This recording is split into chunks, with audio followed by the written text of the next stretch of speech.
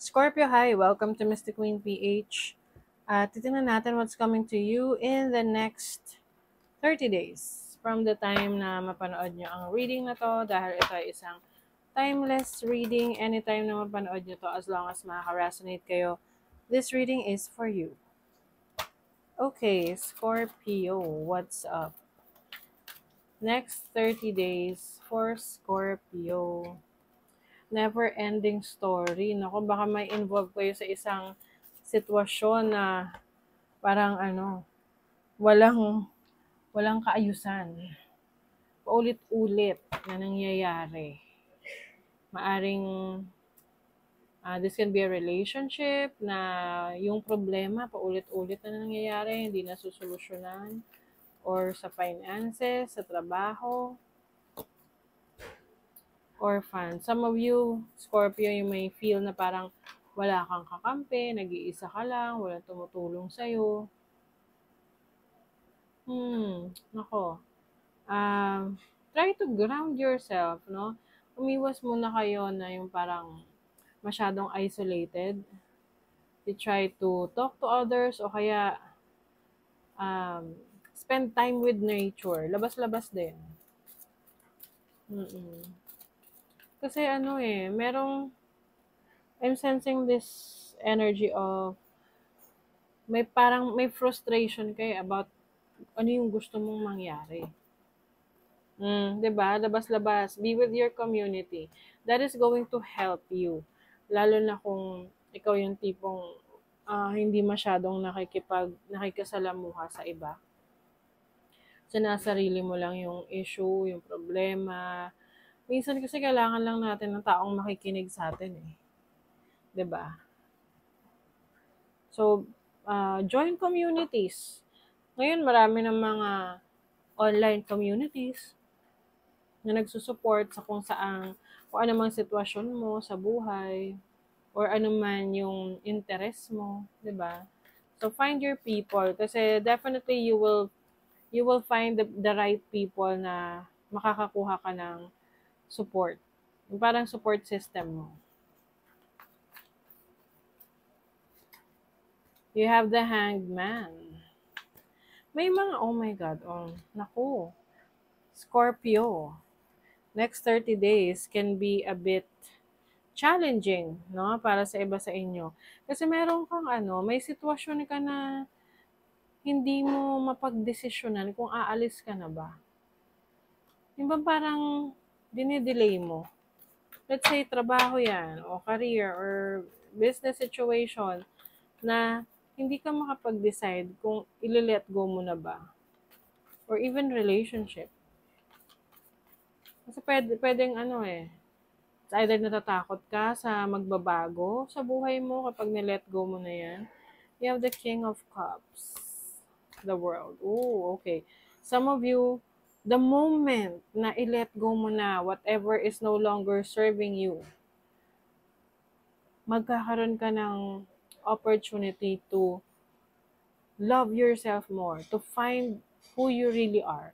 Kumbaga, mahahanap mo ulit yung sarili mo. If you are feeling lost, if you are feeling disconnected or discontented, parang gulong-gulo ka which path to take. Kasi may kailangang mag-end, may kailangan ka ng i-give up, i-let go, para mag-open ng bagong opportunity sa'yo. And that's part of the completion ng chapter sa buhay natin. Minsan yung chapter ng buhay natin, no, ay natatapos na hindi maganda. Pero sa next chapter, may bagong pag-asa, may bagong oportunidad. And that's life. Yung iba sa inyo, meron kayong celebration of a completion. Maaaring may makukumpleto kayong trabaho or proyekto or studies, research na isi-celebrate ninyo kasi tapos na. 'Di ba? Tapos yung pagtatapos na to is fulfilling para sa'yo, para ka nabunutan ng tinik. So, you will feel good about yourself. Yung iba sa inyo may mag-open na opportunity sa ibang bansa.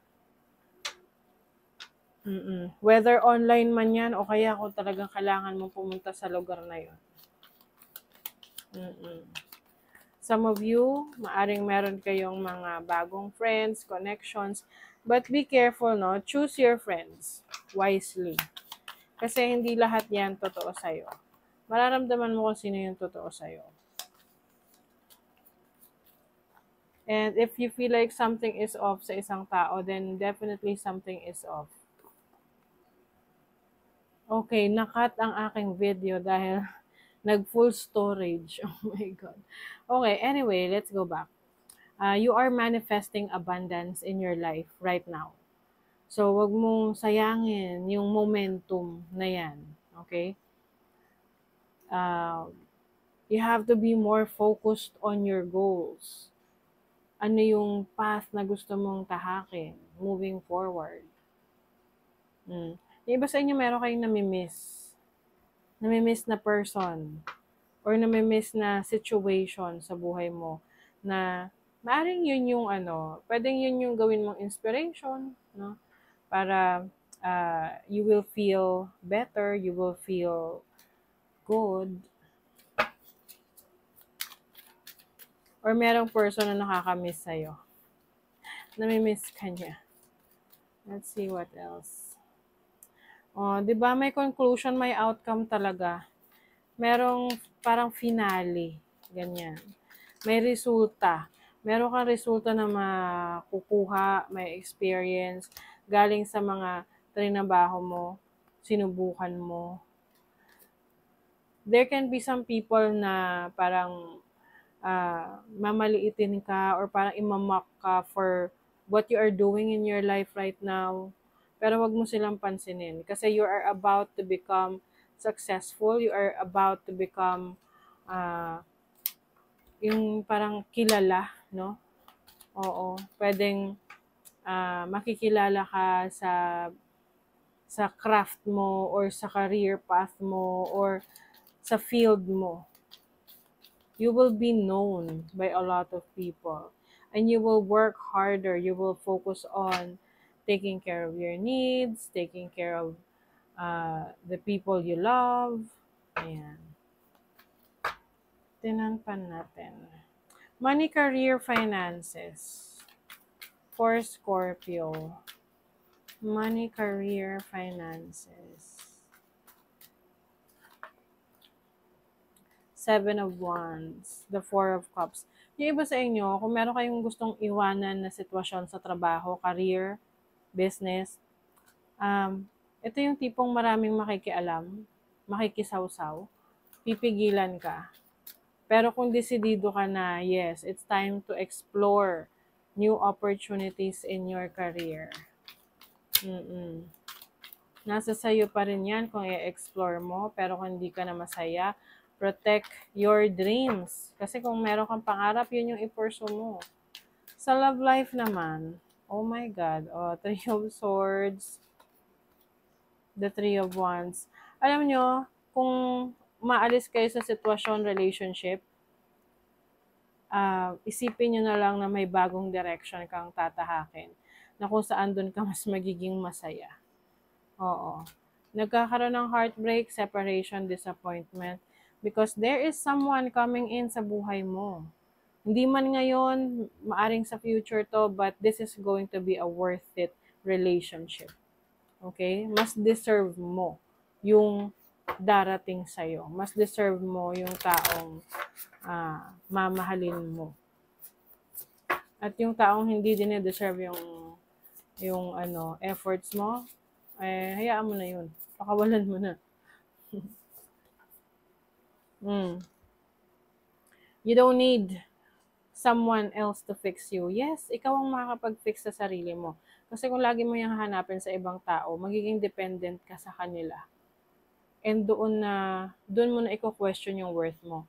Pero kung kaya mo on your own, then definitely, hindi mo kailangan ng tao na tutulong para ayusin yung buhay mo. Kasi ikaw yung magde-decide para dyan. Okay?